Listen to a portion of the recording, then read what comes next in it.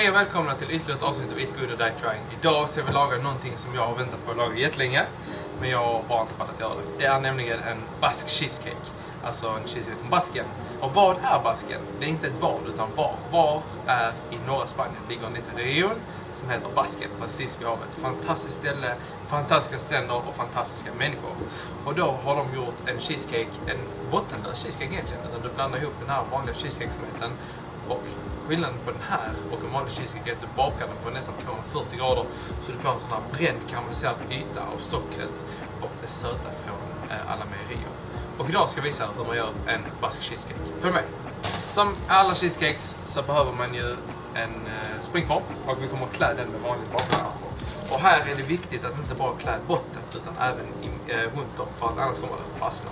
Och då går den så. Ett trick ifall man inte håller på att klippa och klistra med sitt bakplåtspapper är att blöta ner det och pressa ihop det, knyckla upp det i vatten. För att då är det väldigt medgörligt. Och då är det bara att lägga in det exakt som du vill ha. Så nu kommer vi behöva 2 bakplåtspapper, en till den sidan och en till andra. Och det är viktigt att bakplåtspappret går över ytan för att den kommer att växa upp. Så att klipp inte halva så utan ta 2 bakplåtspapper, knyckla upp dem med vatten och lägg dem i botten så att allting är tätt.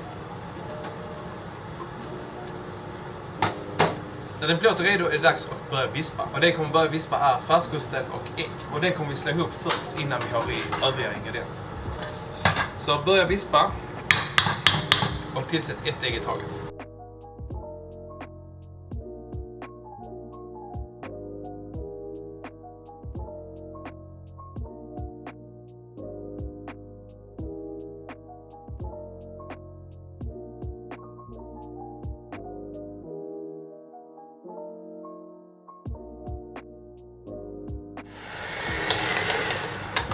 Nu när vi har haft i alla äggen och vispat dem i vår färskost så ska vi även zesta in en citron.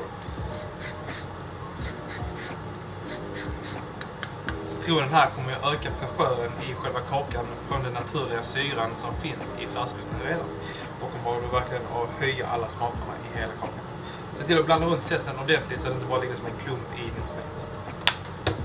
Nu är första delen gjord och nu ska vi blanda ihop del 2. Del 2 är då grädde, mjöl, socker och vaniljsocker. Man kan använda vaniljsocker också, men vaniljpriserna är fortfarande otroligt höga så vi kommer att använda vaniljsocker istället. Så ställ färskosten åt sidan. Och här har jag då mätt upp grädde redan. I den här då kommer vi i socker och mjölet och vi kommer att göra ihop det här till en smet som vi sen kommer att vända i färskosten.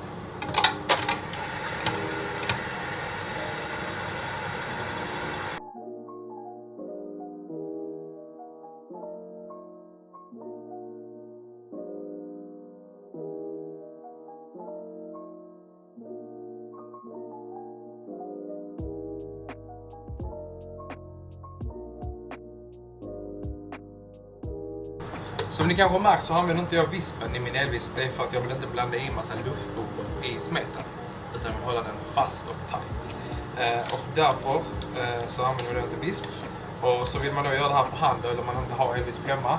Så föreslår jag då att man använder en slickepott och vänder ihop alltihopa. Tills det är färdigblandat ordentligt. Eller med en gaffel eller något liknande. Men helst inte visp. Och då kommer vi vända ihop dessa 2 smeterna. Och då ska nu smeten i vår form. Och kom ihåg att ni måste lämna någon centimeter till toppen för att kakan växer. Och hinner den växa innan den är fast så kommer den rinna över. Så lämna ungefär 2 centimeter till toppen.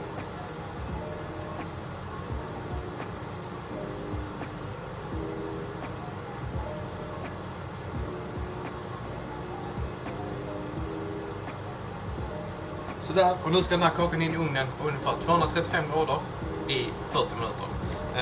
Har man en hemmaugn med varmluft så använd gärna det istället. Har ni inte det så kolla temperaturen efter ungefär 30 minuter och kolla hur fast den är på insidan.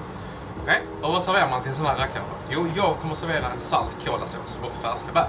Och hur gör man då en salt kolasås på bästa enkla möjliga sätt? Genom att köpa sötad kondenserad mjölk.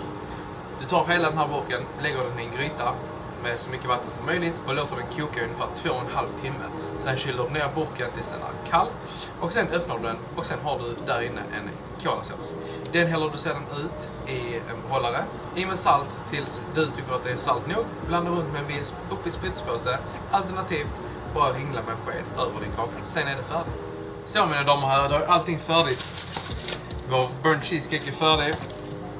Saltkaramell är färdig och jag har förberett lite jordgubbar här som vi ska garnera vår fantastiska cheesecake med. Och som ni säger, jag vet inte om det är fantastiskt. Det är första gången jag gör det här, så det är jävligt kul att få dela det här med er. Jag har hittat ett recept, tweakat det så som jag tycker att en cheesecake borde vara med mängder och så vidare. Och försökt göra någonting, så vi får se hur det blir.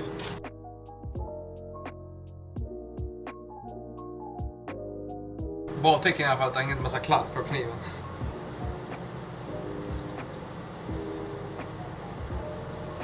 Så här ser den ut. Fy fan vad fin den var. Den ser jättekrämig ut. Den doftar fantastiskt. Karamellsås. Eller kolasås.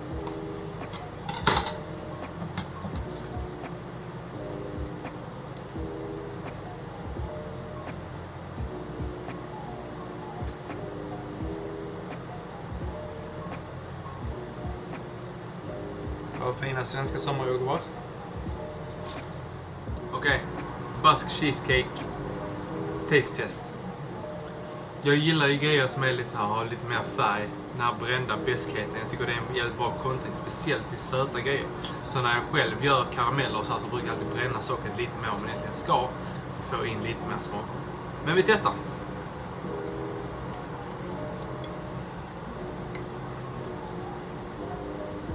Alltså jag vet inte. Jag fattar inte varför man har gjort vanlig cheesecake i så många år. När den här finns. Det är fantastiskt verkligen. Och jag fattar inte varför den var så undangömd eller varför jag har inte vetat om att den finns. Men fy fan vad gott det är. Det här receptet jag har skrivit är jävligt simpelt att genomföra. Det tar sin lilla tid och helst ska den kylas ner över natten. Det behövs inte. Min är fortfarande lite så här ljummen i mitten. För att jag gick igång när cheesecake är lite varmare fortfarande. Därför gör jag mest bakta cheesecake än frysta. Men fy fan vad gott. Testa den innan svenska jobbarna tar slut. Tack för att ni kollade på It Good Like Trying. Vi ses igen nästa gång.